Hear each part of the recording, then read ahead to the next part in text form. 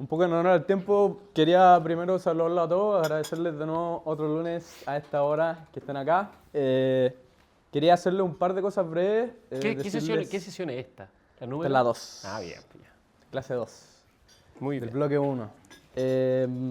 Quería decirles que, bueno, como algunos ya vieron, mandé por el grupo la conformación de los grupos nuevos, valga la redundancia, de la dinámica se mantiene y quería, bueno, pasar a presentarles al expositor de hoy. Nos acompaña Gonzalo Blumel, ex ministro del Interior y de Seguridad Pública, que también es autor del libro La Vuelta Larga, crónica personal de la crisis de octubre. Gonzalo es una persona con amplia experiencia en el mundo público, que también tiene una experiencia desde el gobierno y también tiene una alta reflexión política. Por lo mismo, hoy nos va a hablar del valor de la democracia, que es un tema que es muy importante dentro del eje que estamos viendo y que también conecta directamente con la clase que tuvimos la semana pasada. Por lo mismo, creo que es clave que tengamos la visión de Gonzalo para entender los desafíos que vive hoy este sistema de gobierno a nivel global. Y por eso mismo, agradezco mucho tu presencia hoy día, Gonzalo. No, muchas gracias por la invitación y estoy muy contento porque además la génesis de este programa está en un programa horizontal que partió hace varios años que se llamaba Líderes para Chile y que fue una muy bonita experiencia que nos permitió potenciar el liderazgo público de muchas personas, que hoy día varios son alcaldes, parlamentarios, concejales, porque finalmente la política es lo que organiza y lo que mueve la democracia. Entonces, muy contento de estar acá en Horizontal y muy contento de estar con ustedes. Y vamos a hablar de algo que hoy día no está tan de moda, ¿no?, como hace algunos años atrás, que es la democracia, o el valor de la democracia.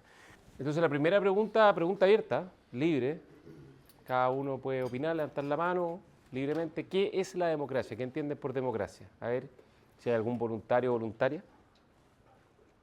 ¿Tú estás levantando la mano o estás ahí? Ah, ya.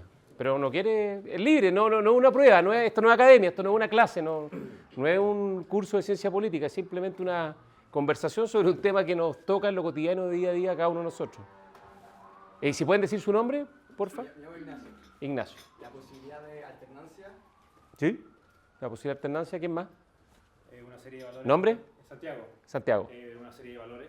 Valores como cuáles, por ejemplo, dado que es una serie, asumo que son varios. El valor de la discusión, el valor de respetar las opiniones de otros.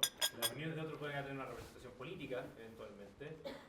También, como vimos en la clase pasada, me debería decir que varios derechos humanos están bastante asociados a los valores democráticos. Y si tuviese que decir uno más concreto y específico, sería el sistema de representantes que tenemos. Sí, es una suma de todas esas cosas y más todavía. La democracia es un sistema político donde los líderes se eligen mediante la votación popular. Ya, sí, también, sí. ¿Quién más? Allá al fondo de la galería. ¿Alguien? ¿Algún voluntario o voluntaria? Claudio. ¿Nombre? ¿Claudio? La separación de funciones. Sí, la separación de funciones es la clásica discusión de la Ilustración, ¿no?, de Montesquieu, que el poder no se concentra en un solo lugar, en una sola persona, y se separa para que nadie pueda tener el poder total y se puedan contrapesar. ¿Alguien más? Último voluntaria. Bien. Solo complementar. ¿Nombre? Carolina. Carolina. O sea, para mí también es un sistema político de elección popular y que para que sea completa tiene que haber libertad de voto, libertad de expresión, para poder hacer campaña política. Oye, muy bien, yo creo que todos estuvieron ciertos en la respuesta. La respuesta, en general, todos entendemos más o menos lo mismo por la democracia, ¿no? ¿Qué es lo que es la democracia? Es un sistema, es una herramienta, es un artefacto, no es un anatema, no está escrito en piedra, no es algo que bajó del cielo y nos iluminó, sino que es un sistema que nos permite darnos una cierta forma de gobierno, donde en esencia lo que buscamos es tratar de organizar nuestras decisiones colectivas, para poder, ojalá, cooperar, progresar, tomar decisiones, que es lo más importante. Y lo más importante de todo, creo yo, y esto le asigno mucho valor, hacerlo de manera pacífica y por medios no violentos, no coercitivos, ¿no? Yo diría que esa es la gran diferencia. O sea, en el fondo la democracia es un sistema en el cual no es un fin en sí mismo, sino que es más bien un medio, una herramienta, tampoco la idealicemos. Acuérdense lo que decía Winston Churchill, que decía que la democracia es un sistema paupérrimo, pésimo, pero el menos malo, o sea, el mejor después de todo lo otro, digamos, porque todos los otros son o malos o realmente mucho más malos. No es un sistema perfecto, no es un sistema ideal, no es un sistema óptimo, no es un sistema que esté a prueba de fallos, que esté a prueba de errores, ¿no? Es un sistema que quizá puede ser esa parte de las cuestiones que tenemos que hacer un poquito como más de autocrítica, ¿no? Es decir, le exigimos mucho, le ponemos mucha presión a la democracia y la democracia no es un sistema perfecto, es un sistema que nos permite organizarnos, darnos gobierno, cooperar a veces y resolver nuestros problemas de manera pacífica, ¿no? Y desde el punto de vista de la ciencia política, de la teoría, hay como algunas características, ¿no? Y que yo creo que varios las mencionaron, así que no voy a profundizar porque son relativamente conocidas, pero son importantes, ¿no? Uno es elecciones libres y competitivas, es decir, que las personas puedan ir a votar y que las votaciones tengan un resultado incierto. Ojalá que no sean tan inciertas como las de Perú, que llevamos como 3 semanas y todavía no sabemos quién pasó a segunda vuelta. Y en Chile eso es algo valioso, que las elecciones son inciertas, pero el resultado se sabe rápido, a eso a las 8 o 9 de la noche ya sabemos quién es el presidente de Chile y el que perdió lo reconoció, una cuestión muy ejemplar, pero son libres y son competitivas. Lo segundo es que se basan en el sufragio universal, que hoy día es una cuestión como bien obvia, pero el sufragio universal es bien reciente. Las mujeres en Chile votaron para presidente de la República recién en el año 1952, con Carlos Ibáñez del Campo. O sea, no es tan obvio, ¿no? El voto en Chile y en muchos países hoy día que admiramos por su democracia, no tenía voto universal, no tenía voto universal. De hecho, la democracia norteamericana está fechada como el origen con la Declaración de la Independencia, después la Constitución de Norteamérica, por ahí por fines del siglo XVIII, pero no fue una democracia real hasta mediados del siglo XX, cuando se incorporaron las minorías raciales con derecho a sufragio, ¿no? Por lo tanto, el voto universal es una característica fundamental. La alternancia en el poder, que el que gana tiene un periodo definido y que si no gana la reelección se va a la casa y viene el que ganó la siguiente elección. El Estado de Derecho, en esencia, acá me imagino que hay abogados, ¿no? Pero es el sometimiento a la ley, nadie está por sobre la ley, estamos todos regidos por la ley y cuando la ley se incumple hay una entidad que resuelve, digamos, los incumplimientos, las violaciones, las faltas a la ley. Y esas entidades generalmente son independientes y se llaman tribunales de justicia, que son las que resuelven cuando la ley no se cumple. Hay derechos y hay libertades fundamentales, como alguien lo mencionó, derechos fundamentales como los derechos humanos, libertades fundamentales como la libertad de expresión, y eso están garantizados y están reconocidos y están sujetos a su resguardo, ¿no? Y a su protección. Y por último, creo que alguien también lo mencionó por allá, hay separación de poderes. Nadie tiene todo el poder como las monarquías donde había un monarca que concentraba todo el poder y finalmente era su voluntad que bajaba desde el más allá hasta el más acá y se imponía y se resolvía. Eficaz, digamos, pero no democrático. Ahora, una cosa que es bien interesante, porque la democracia en general la damos como un hecho cierto, ¿no? Por lo menos en Chile hace ya un buen rato, hace 36 años, la damos como un hecho cierto. Y como algo súper asentado. Y la verdad es que la democracia es algo súper nuevo. Es súper nuevo. ¿Alguien sabe cuántos años, según los científicos, tiene el universo, más o menos? El Big Bang, ¿hace cuántos años fue aproximadamente? Tienes un número, tienes un chamullo. ¿Cuánto? Ya, tú te reíste. Pero tírate un número cualquiera. No, billones de años. Ya, billones de años, a ver. Eso es harto en todo caso. A ver, ¿alguien tiene un chamullo? A nadie le gusta la ciencia. 300.000 millones de años. 300.000 millones, 300.000 millones, 300.000 millones. Es un poco mucho, pero en términos de órdenes de magnitud no está tan lejos. El universo tiene más o menos 14.000 millones de años. Y la Tierra, supongamos que está aquí 14.000 millones de años. 8.000. ¿8.000? ¿Quién da más? ¿Quién da menos? 2.000. ¿2.000? Sí, por ahí. ¿Un poquito más? Como 4.000, si acá está 14.000, está como por aquí, voy a poner por acá, como 4.000. ¿Y el Homo sapiens? 14.000 millones, háganse la idea en la cabeza que puede ser 14.000 millones, 4.000 millones. 800.000. No, 10 millones de años. ¿El Homo sapiens? ¿Cuánto? 150.000 años. No, 800.000. 300.000 años. 300.000 años. ¿Y saben cuándo apareció la democracia? ¿El siglo IV antes de Cristo? ¿O cuándo? No, la democracia en su concepción moderna, no, seamos- no, la ateniense, no, la democracia moderna, la que conocemos hoy día. De la Revolución Francesa. Hace más o menos 300 años, menos. Hay discusiones, pero uno pensaría que el origen documentado y que ha persistido en el tiempo es la independencia de Estados Unidos y la Constitución de Norteamérica, ¿no?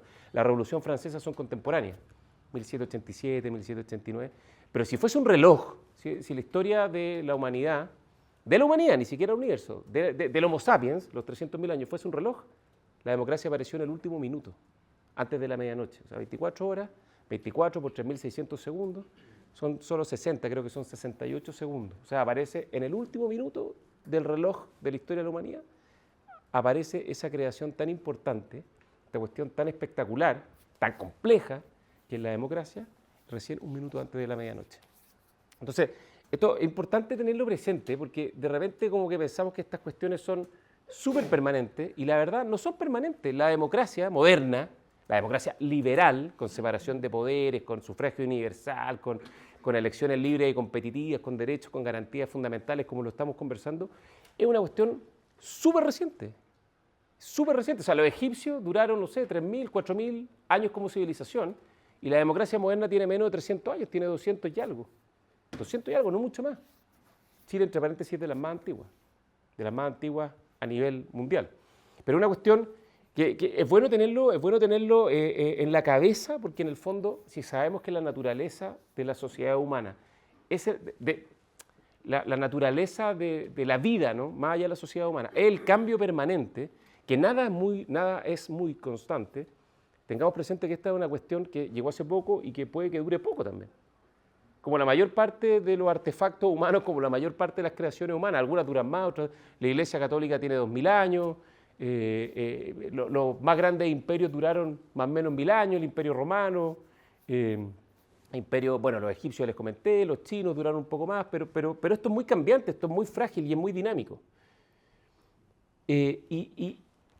¿Y cuál es el punto de fondo? Y por lo menos a mi juicio esto amerita una discusión o una reflexión, ¿no? Que finalmente la democracia moderna, y hablo de democracia moderna como la que estamos hablando recién, democracia liberal, con separación de poderes, donde nadie concentra todos los poderes, donde hay garantías, derechos fundamentales, y donde el gobierno, su soberanía del gobierno democrático, recae en las personas, en cada uno de nosotros, que elegimos a quien nos gobierna, con un lápiz y un papel. Bueno, se hace cargo de un viejo dilema que es el dilema de la reforma o la revolución. La gran gracia de los sistemas democráticos es que han facilitado la posibilidad de que los cambios que las sociedades requieren se puedan materializar por la vía de la reforma, por medios pacíficos, y no por la vía de la revolución o por medios violentos, ¿no? Donde generalmente el conflicto es lo que predomina y muchas veces el cambio ni siquiera es positivo, el cambio es regresivo y provoca retroceso y nuevo progreso, ¿no? Y por eso traigo estos dos ejemplos, no voy a profundizar, si quieren después al final podemos profundizar un poco más. El caso de la gloriosa Revolución Inglesa de 1688 y el caso de la Revolución Francesa de 1789, ¿no? El cambio, como lo hablábamos al comienzo, es la constante. Las sociedades humanas son muy dinámicas y las sociedades que no se reforman a tiempo, bueno, cambian por la fuerza y no siempre es para bien. Y esos son dos contrastes súper interesantes, porque con no mucha diferencia en el tiempo, aproximadamente unos 100 años, en el primer caso, el cambio se produjo por un medio no violento y finalmente la sociedad inglesa logró fijar un conjunto de reglas para que el monarca estuviera sujeto a ciertos límites, a la ley y al parlamento, donde descansaba la soberanía popular, y se logró crear un sistema de gobierno que permitió la reforma y no la revolución.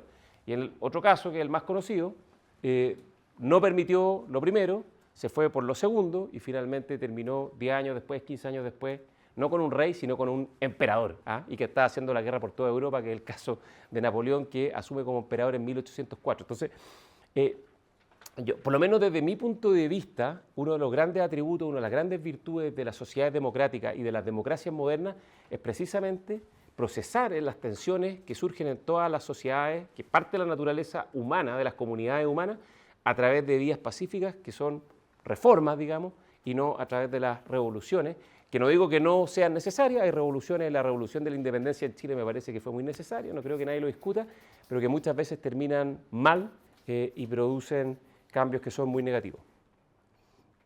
Esto solo para que lo tengan como referencia, ¿no? La democracia en Chile está bien, súper imperfecta, súper incompleta, súper restringida, no me reten, pero desde el punto de vista de la formación de una república, más que una democracia, una república, que se volvió democrática con el paso del tiempo, Chile es una de las más antiguas en el mundo, ¿no? El Congreso Nacional, a mí me tocó participar en el primer gobierno del presidente Piñera de las celebraciones del bicentenario del Congreso, para que vean, bicentenario del Congreso, porque partió con la creación del Parlamento a través de la elección de diputados en 1811 y después se formó un Senado en 1812, ¿no? El primer ejercicio constitucional de Chile, nosotros nos gustan los ejercicios constitucionales, hace poco hicimos 2 procesos constituyentes, el primero es de 1812, la Corte Suprema en Chile de 1823, primer presidente electo 1826, ¿alguien sabe quién fue o no? Blanco Encalada, muy bien. Ahora no fue electo de manera directa, fue electo por los representantes de manera indirecta, pero fue electo por representantes, digamos, o sea, por ejercicio de la representación. 1826, la creación del sistema electoral con tribunales calificadores de elecciones en el año 1925, la Contraloría General de la República, súper importante para controlar el poder del gobierno. 1927, el Tribunal Constitucional, súper importante en el año 1970, curiosa y paradójicamente durante el gobierno de Salvador Allende, ¿no? Que, bueno, no era muy prolijo en el respeto a las normas constitucionales, pero se creó el Tribunal Constitucional, que hoy día es una institución súper importante en Chile, y por eso está esta idea de que Chile es un caso muy excepcional, es un caso muy notable, es un caso súper ejemplar de formación de una república, de formación de una institucionalidad democrática. Y por eso la historiografía en Chile, particularmente a mediados del siglo XX, sobre todo fines del XIX, hablaba de esta idea del excepcionalismo de Chile, ¿no? Esta cosa extraña que en una región tan compleja, tan revuelta como es Latinoamérica, Chile tiene una democracia muy antigua y que ha sido muy estable. Es verdad, la mayor parte de los 200 y tantos años de vida independiente y de gobierno republicano hemos tenido largos periodos de estabilidad democrática, pero también pueden ver que cada cierto tiempo, cuando no hay reforma, se producen las revoluciones, o se producen los conflictos graves, los conflictos violentos, ¿no? La Guerra Civil de 1891, ustedes saben que fueron 2 grandes batallas, ¿no? Concón y Placilla, y que en esas 2 batallas hubo más muertos chilenos que todos los muertos chilenos que murieron en la Guerra del Pacífico un par de años antes. Una cosa increíble, que entre compatriotas en un conflicto político entre el Congreso y el presidente Balmaceda finalmente terminamos en un baño de sangre. Después, el año 25, tuvimos un conflicto político muy grande y cayó la democracia y vino la dictadura de Ibáñez y un largo periodo de inestabilidad hasta el año 1932. El caso de la Unidad Popular y el golpe del 73, ni hablar, lo conocen bien, también muy dramático, heridas muy complejas que perduran hasta hoy. Y el caso más reciente es el caso de la crisis del estallido social, que fue una crisis súper compleja, muy profunda, lejos la más grave desde el año 73, y duró harto tiempo también, pues quizás dura hasta hoy, no sabemos, estamos en un periodo como un poquito más de calma, pero a lo menos duró el año 19 hasta los ejercicios constitucionales y los plebiscitos del año 22 y eventualmente 23, ¿no? Y también fue un momento súper difícil. De hecho, hay un cierto mito, una mitología, de que esta estabilidad democrática de Chile se quiebra como cada 40 o 50 años, porque si ustedes hacen el cálculo del tiempo, cada 40, poco más, poco menos, nuestra democracia tiende a implosionar, ¿no? O sea, a tener desde adentro, estos no son enemigos externos que nos invaden, Chile está muy lejos, nadie nos viene a invadir y no somos importantes para el resto del mundo, pero sí tenemos nuestros propios demonios internos y cada cierto tiempo explotan y nos vamos por la vía más bien de la revolución que de la reforma.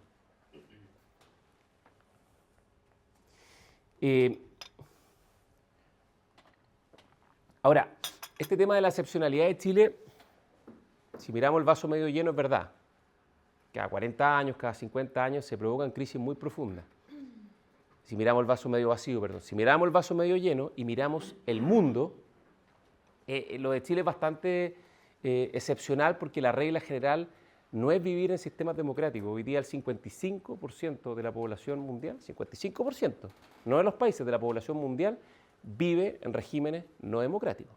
O sea, no eligen a a sus gobernantes, los gobernantes no tienen controles de entidades externas, autónomas o por el ejercicio de la soberanía popular del voto en elecciones libres y periódicas. Los derechos fundamentales, las garantías fundamentales no están necesariamente aseguradas y así suma y sigue. Ese gráfico que ustedes ven acá es un gráfico que publica el Economist, una unidad especial del Economist, que es el Economist Intelligence Unit, y el año 2024, lo saca todos los años, pero este mapa es del año 2024, hace una evaluación, un balance de la calidad de la democracia en 167 países en el mundo. Mientras más oscuro, más azul, más democráticos son los países, mientras más rojo, menos democráticos, ¿no? Y lo que pueden ver ustedes finalmente es que la mayor parte del planeta no es azul, es más bien rosadita tirada para roja, salvo parte de América, Europa, un pedacito chico de África y Australia, Oceanía, digamos, ¿no? La mayor parte del mundo no tiene regímenes democráticos, como les decía, 55% de la población vive en regímenes no democráticos y solo el 7% de la población mundial vive en regímenes democráticos, ¿no?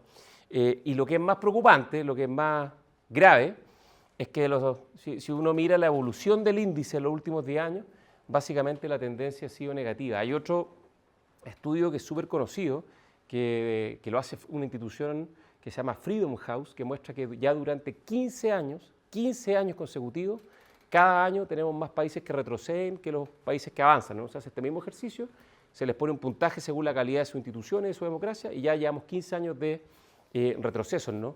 Solo para tener el dato, el país más democrático, con mejor democracia en el mundo es Noruega. Esto es un índice que se mide de 1 a 10. Noruega tiene 9.81. Afganistán cierra la lista en el último lugar con 0.25. El promedio mundial es 5.17 y Chile tiene 7.83. Chile, de hecho, en la última medición no está dentro del 7% de las democracias completas o full democracies, sino que está en una categoría que viene a continuación, que son sistemas democráticos, pero con algunas imperfecciones que son relevantes, digamos, pero se considera un país democrático, ¿no? Lo que da cuenta de que la democracia no es algo tan antiguo, ni tampoco es algo tan extendido a nivel global, ¿no? Y aquí, algo que hay que tener a la vista también es que la democracia es una forma de gobierno y el gobierno se ejerce a través básicamente de distintos medios, ¿no? Y los dos medios fundamentales son la política y las políticas públicas. Y eso es importante tenerlo presente porque podemos tener un sistema de gobierno súper democrático, súper bien diseñado, pero si la política no funciona bien, el gobierno democrático tampoco va a funcionar bien. O también podría pasar que tenemos un sistema de gobierno democrático con un sistema político que funciona bien o razonablemente bien, pero con políticas públicas pésimas que finalmente se queda solo en la teoría, se queda solo en la idea y no baja a la realidad. Y esta cuestión es súper relevante porque si hay una característica que se espera de los sistemas democráticos, no es solo que permitan elegir a los gobernantes, esta idea de la soberanía popular, o sea, que el pueblo elige a sus gobernantes, no es solo que protege las libertades fundamentales, sino también, y nadie lo dijo, porque no es tan evidente, las democracias se esperan que produzcan más bien que mal, es decir, que tiendan a conducir a la sociedad y a los países por vías de progreso y no de retrocesos, ¿no? Y por eso es tan importante esta distinción, porque la política muchas veces está en el plano de la teoría, está en el plano de la idea, está en el plano de la voluntad y no necesariamente está en el plano de la realidad. Y la realidad se baja a través de políticas públicas y por lo tanto estas distinciones es buena tenerla presente porque las dos son muy relevantes para el buen funcionamiento de gobiernos democráticos, ¿no? Entonces, esta distinción, por ejemplo, de que la política está en el qué, en los fines, y las políticas públicas están en el cómo, en los medios. La política es un ejercicio sobre todo de poder acceder al poder o de organizar el poder o de distribuir el poder. Las políticas públicas tienen que ver más con la técnica, ¿no? Con la evidencia, con lo que funciona, con lo que no funciona, con cómo lograr aquellas cosas que la política define. La política tiene que ver fundamentalmente con la administración del conflicto. A mí igual me hago un poco de, no sé si risa es la palabra, pero cuando alguien, a mí me pasaba mucho, ¿no? Que la gente te reconoce en la calle y te dice, ¿y por qué los políticos pelean tanto y no se ponen de acuerdo? Porque es evidente que la política es un ejercicio del conflicto. Porque lo que hace es administrar la diferencia. O sea, obviamente yo, cuando era ministro de la SECPRE, trataba de que hubieran acuerdos, ¿no? Pero no todos quieren acuerdo, y si no todos quieren acuerdo, hay que ver cómo el que quiere lograr un propósito del gobierno lo puede alcanzar si tiene una oposición al frente que quiere hacer todo lo posible para que esos acuerdos no se produzcan, ¿no? La oposición lo que quiere es desbancar al gobierno. Y lo que el gobierno quiere es derrotar a la oposición y poder imponer su agenda.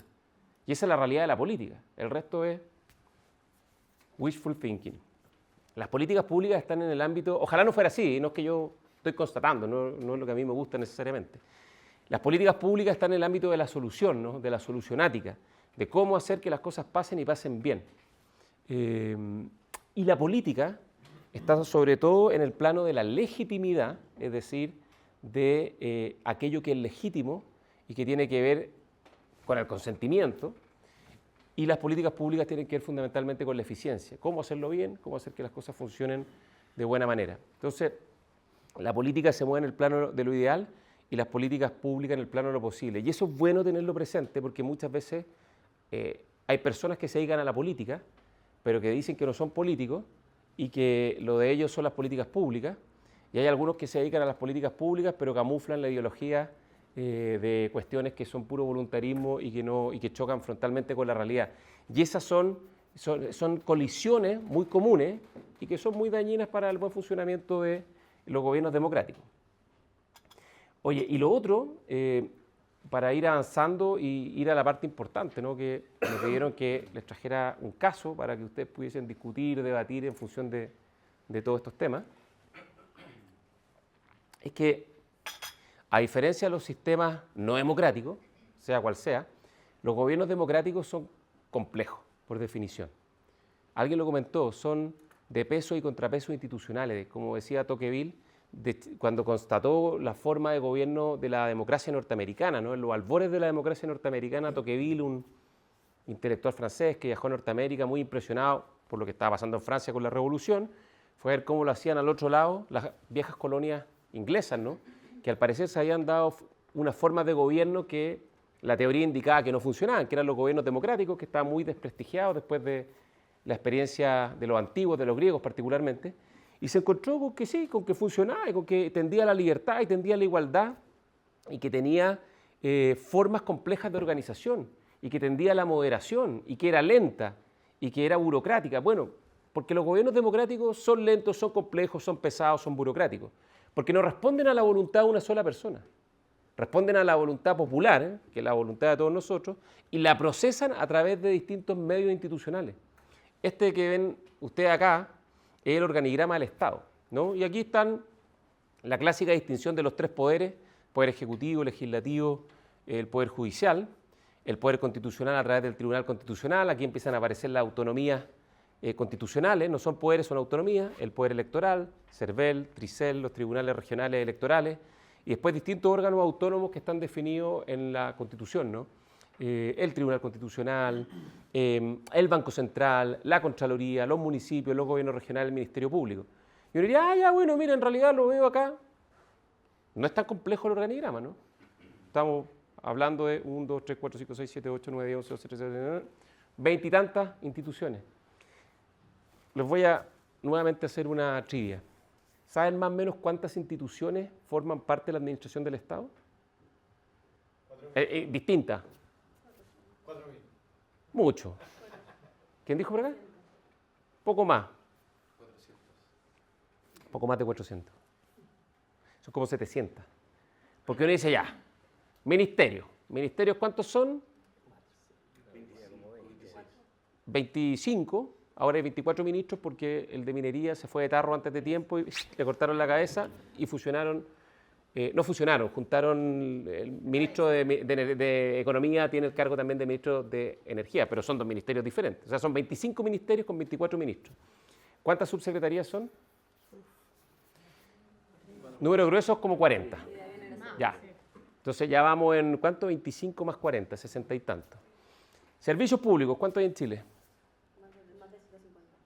Son más o menos 150 si uno los toma por la alta dirección pública, los que son de primer nivel, ¿no? Entonces ya van como 200.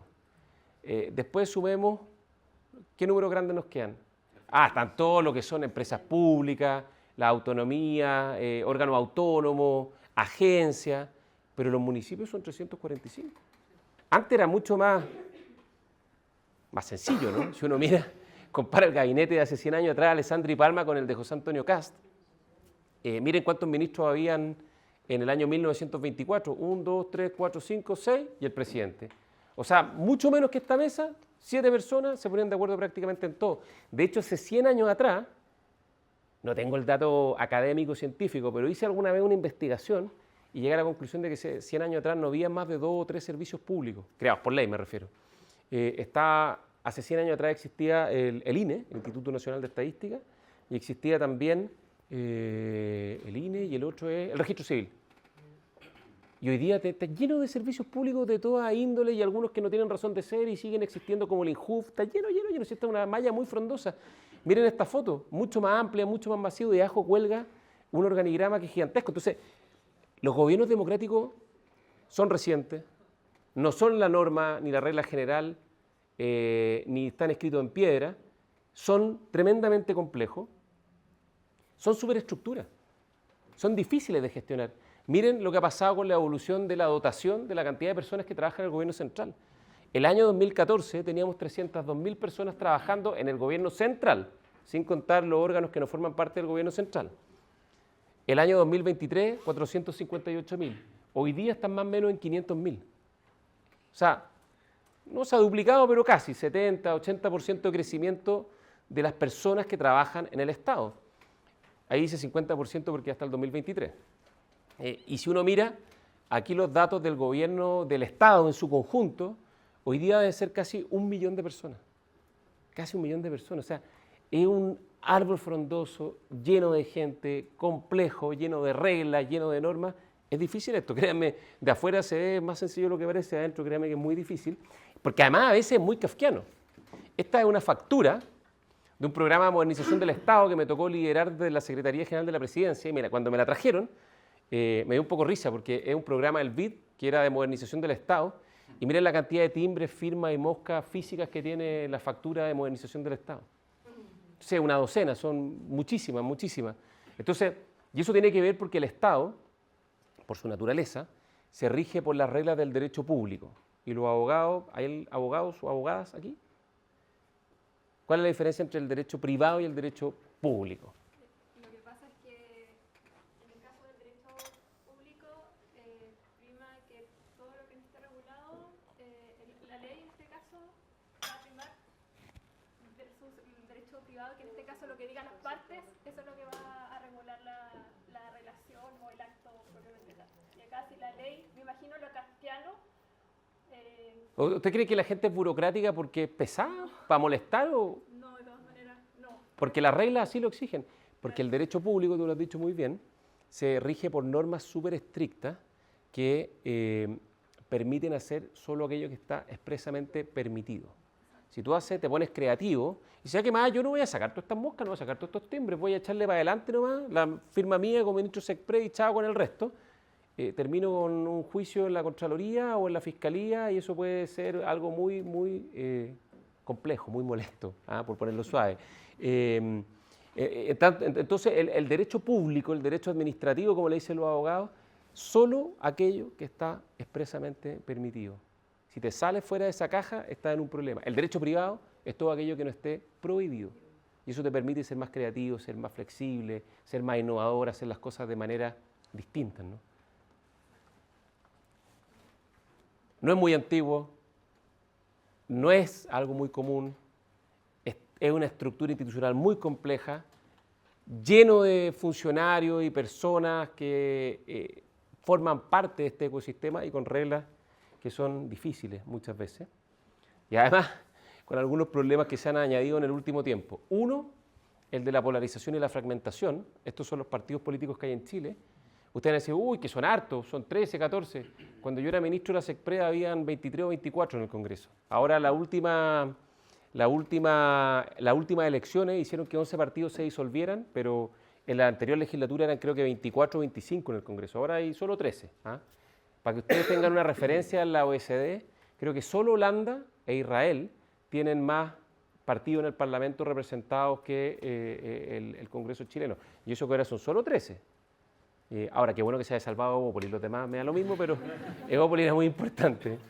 Entonces, la fragmentación, que es una tendencia del sistema político chileno, pero también una tendencia global y la polarización, han hecho las cosas más difíciles, porque al final igual tú necesitas formar acuerdos, y mientras más partidos, y los partidos representan a grupos de personas con pensamientos muchas veces muy distintos, hace que sea todo mucho más complejo. Solo un dato, cuando se quiebra la democracia en Chile el año 73, en septiembre, en marzo hubo elecciones parlamentarias, y creo que en esa elección habían solo 7 u 8 partidos que tenían parlamentarios de distintos partidos, ¿no? Ahora hay 13, y en el Congreso anterior habían creo que 23 o 24. Es difícil esto, o sea, cuando hay mucha fragmentación, poner de acuerdo a personas que piensan radicalmente distinto se hace mucho más complejo. Lo otro, hay una desconfianza estructural en Chile muy instalada. Si uno mira la encuesta del CEP del año 90, le preguntaban a las personas cuánto confiaba en la democracia, 70, 80, la democracia estaba de moda, pues, si después de 17 años sin democracia a la gente le gustaba la democracia. ¿Ah? Yo me acuerdo un viejo parlamentario que fue colega en el gabinete del presidente Piñera, me dijo alguna vez que cuando llegaban a los restaurantes a comienzos de los 90 los diputados, la gente los aplaudía y le ofrecían mesas, las mejores mesas, y a veces les pagaban la cuenta. Hoy día llegan y si no lo insultan ya es una buena velada. Es difícil, hay una desconfianza muy compleja. ¿Y por qué no los cambios no son tan rápidos? Porque el Estado es complejo, es difícil también. No digo que no tenga solución, que no se puedan hacer mejor las cosas, pero eso va profundizando la desconfianza en las instituciones y la pérdida de legitimidad. Y la democracia es sobre todo un sistema institucional basado en la legitimidad, en el consentimiento, en creer que tiene sentido. Y lo otro, bueno, el cambio tecnológico es una cuestión para profundizarla largamente, pero la inteligencia artificial, los algoritmos, las redes sociales han cambiado todo. De hecho, autores como Harari dicen que probablemente la democracia liberal va a dar un paso al costado, va a terminar de languidecer producto de que va a ser sustituida por los algoritmos, ¿no? Y los algoritmos, además, los que han profundizado, conocen un poco el tema, todos lo vivimos día a día en nuestras redes sociales, sabemos que lo que premian los algoritmos no son la buena onda, los besos y los abrazos, es la sangre, el conflicto, es la reyerta, es la tensión. Y por lo tanto, la política, que lo que hace por definición es buscar acuerdos, los algoritmos claramente se han transformado en un desafío tremendamente complejo, ¿no? Entonces, recapitulando de atrás para adelante, hoy día gobernar en contextos democráticos es muy difícil, no por nada potencias como China, que no son democráticas, parecen llevar la delantera en cómo organizar sociedades complejas, ¿no? Porque no son democráticas, por lo tanto las decisiones se toman entre poco. Gobernar sociedades democráticas es muy difícil. Las democracias en el mundo están pasando por un mal momento, las democracias no son mayoritarias, no es algo mayoritario, no es algo muy antiguo, es algo que está muy amenazado y que mucha gente la ha llevado a preguntarse, a preguntar públicamente si sigue valiendo la pena la existencia de sistemas democráticos, al punto que hay líderes que, caso acaba de perder, ¿no? Pero caso emblemático, Víctor Orbán en Hungría, que se declaraba como un liderazgo democrático y liberal. O sea, una forma distinta de democracia, ¿no? Y por lo tanto es difícil resolver la complejidad de la sociedad humana y tomar estas decisiones y poder cooperar para poder avanzar en contextos democráticos. Oye, solo para terminar, y si nos quedan algunos minutos, entiendo que hasta las 8:30, pero si quieren algunos minutos de conversación, no hay ningún problema. Yo no les voy a dar la respuesta del caso, porque tampoco me corresponde, y la idea era poder generar una discusión. Lo que sí es interesante constatar es que cada una de las intervenciones en las conversaciones dentro de los grupos y después aquí en la presentación que cada uno hizo, todos propusieron énfasis o ideas distintas, ¿no? Más o menos todos siguiendo la línea, como decías tú, de tratar de llegar a un acuerdo para que la olla a presión no explote, pero unos con militares, otros sin militares, unos con constitución, otros sin constitución, otros con medidas de corto plazo, mediano a largo plazo. Es la complejidad en un contexto de alta incertidumbre y con poco tiempo para tomar decisiones. Y eso es lo más propio del funcionamiento de una democracia, ¿no? Y por lo mismo, no existen recetas.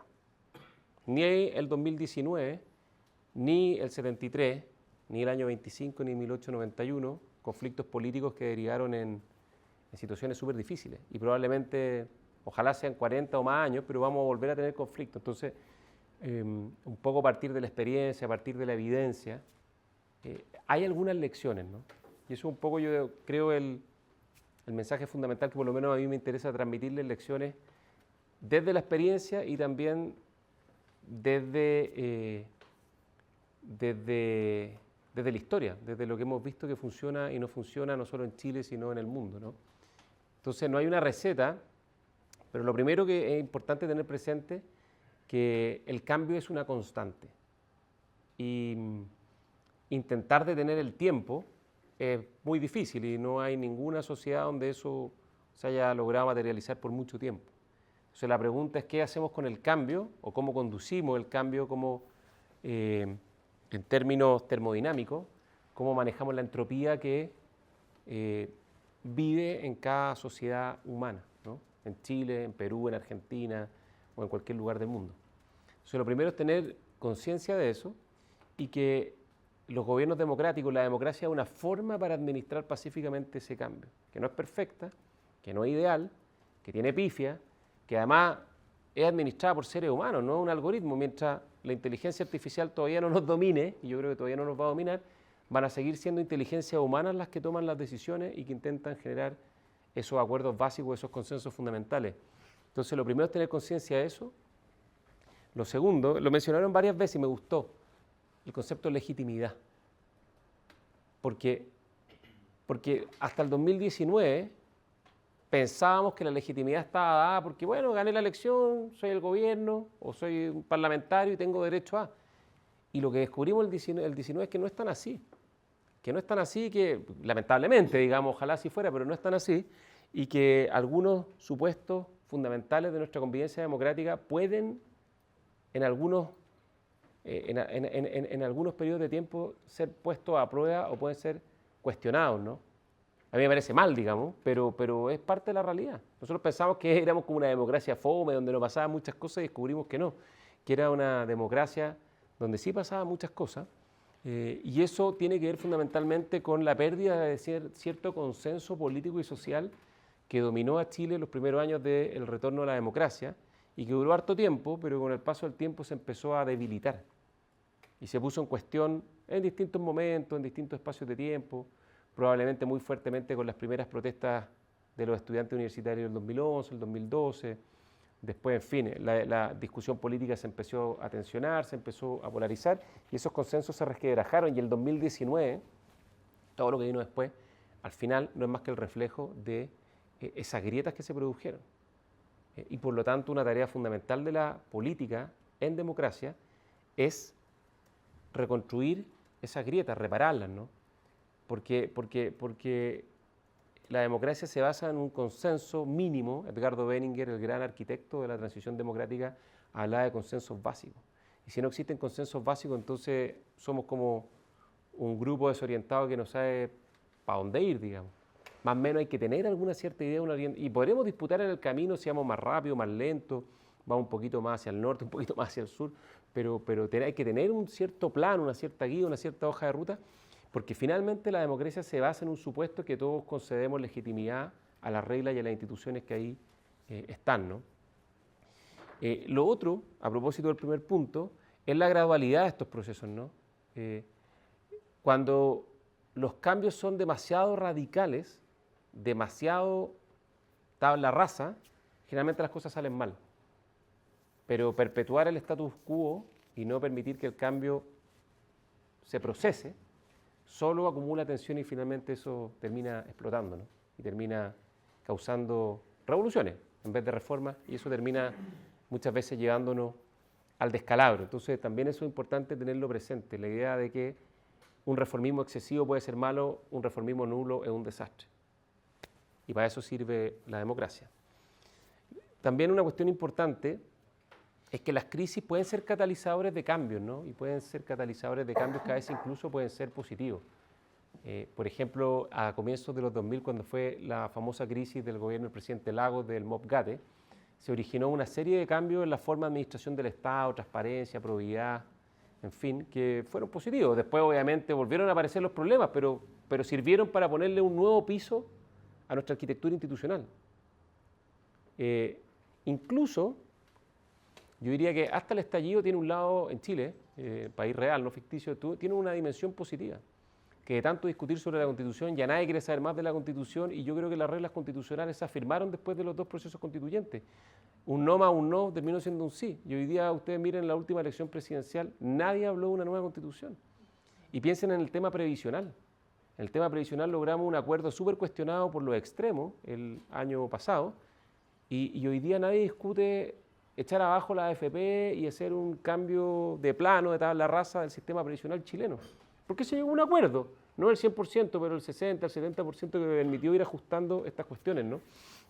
Entonces, las crisis, los conflictos y las dificultades, cuando se aprovechan bien, permitan ganar tiempo para poder hacer reformas que finalmente vayan poniéndole nuevos pisos a nuestra arquitectura institucional, y eso creo que es valioso. No hay recetas perfectas, no existe un manual. ChatGPT, si uno le pregunta, bueno, ¿qué habrían hecho el país ficticio del 2019? No te va a decir, te va a decir puros lugares comunes o puras cuestiones que pueden haber funcionado en algún momento, pero que en el futuro no necesariamente van a funcionar. Lo único que yo creo que siempre hay que tener presente es que hay que conocer la historia, hay que saber la evidencia comparada, y hay que tener siempre, creo yo, un sano escepticismo respecto a las fórmulas mágicas de solución a los problemas complejos. La realidad es súper compleja. Si no, pregúntele al actual gobierno, que ha sido un discurso sobre el tema de la seguridad súper nítido, súper tajante, y hasta ahora no ha pasado nada. ¿Y por qué no ha pasado nada? Porque no existe la magia. La magia existe en los libros, existe en otros planos, no en el plano de la realidad. O por lo menos yo no la he visto hasta ahora. La realidad es compleja. Y por último, varios lo dijeron, los liderazgos y las ideas siguen siendo fundamentales. Aquí hay instituciones, hay reglas formales, pero finalmente subyacen sobre ciertos planos de ideas que son ejecutadas o que son ejercidas por personas de carne y hueso. Liderazgos positivos que encaran esos desafíos con carácter, con convicción, con coraje, también con humildad. Esto del coraje a rajatabla es una soberana tontería. La principal virtud de un buen político, creo yo, lo dijo Aristóteles, no lo voy a decir yo en realidad, lo dijo Aristóteles, es la prudencia, es entender la complejidad de la realidad, pero es tener también claridad sobre la idea. El liberalismo no es un conjunto cerrado de ideas indisputables, se disputan las ideas, pero hay algunas ideas que son muy firmes, que son muy importantes y que son tremendamente decisivas para la forma en que nos organizamos como sociedad.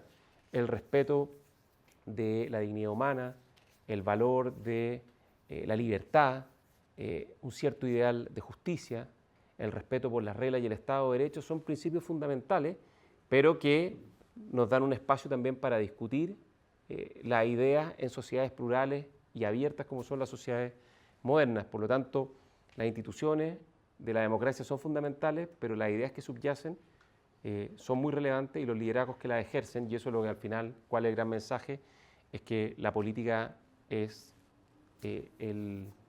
un denominador fundamental para el buen funcionamiento de la democracia. Sin buena política no hay buena democracia. Pueden ser unas reglas espectaculares, súper bien diseñadas, pero que funcionan muy mal porque hay malos políticos o hay malas ideas. Para terminar, una recomendación de lectura y una par de ideas finales para cerrar esta conversación. Les agradezco el tiempo también que se dieron de estar acá, ojalá interesados en estas materias, de un libro de Mario Vargas Llosa que se llama La llamada de la tribu, que Mario Vargas Llosa no solo fue un gran escritor, un tremendo escritor, premio Nobel, sino que además fue un gran intelectual público que partió el año pasado, ¿no? Y que escribió este libro que se llama La llamada de la tribu, que relata su viaje político, intelectual, desde una juventud marxista, comunista, leninista, ahora que se ha puesto de moda el leninismo gracias al presidente del Partido Comunista, a un ideal liberal, ¿no? Que es un poco lo que hemos estado conversando, porque finalmente la democracia, como la entendemos nosotros, es una idea liberal, ¿no? Basada en la libertad, basada en las instituciones y el Estado de Derecho. Y ese libro es su viaje intelectual donde hace esta transformación desde estas ideas totalitarias, absolutas, hasta las ideas liberales basadas en un ideal de libertad y justicia muy, muy fundamental. Entonces, para terminar un poco la pregunta que motiva la conversación de esta presentación, ¿no? Bueno, primero, ¿cuál es el valor de la democracia hoy? Reiterar algunas cosas que hemos estado conversando. Uno, que permite el cambio por vías no violentas, que a mí eso me parece un valor fundamental.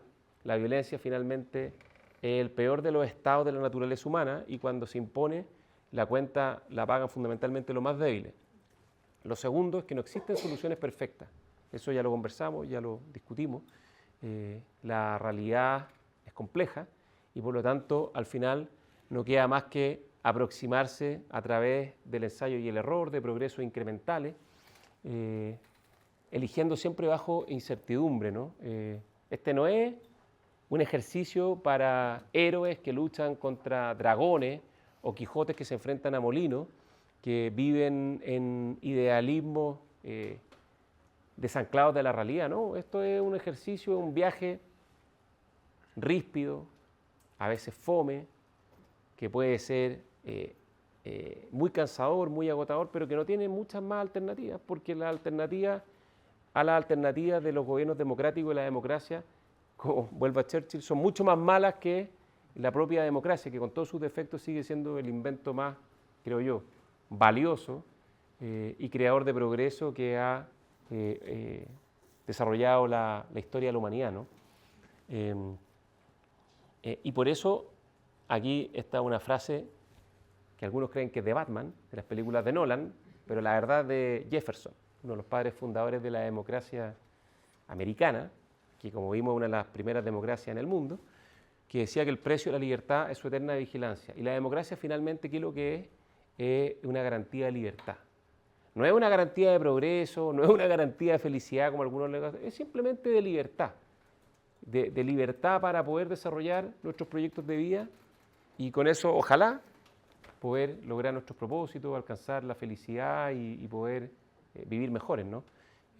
Pero eso requiere una vigilancia permanente porque la democracia, ya lo vimos en el 2019, es tremendamente frágil y a veces nos descuidamos, miramos para el lado y se nos puede ir por el caño a la basura. Así que eso, hay que estarla mirando, cuidándola y ojalá practicándola los que tengan vocación pública porque es importante. Y, es mucho más, y lo que hemos aprendido es que es mucho más importante de lo que pensamos. Eso, muchas gracias.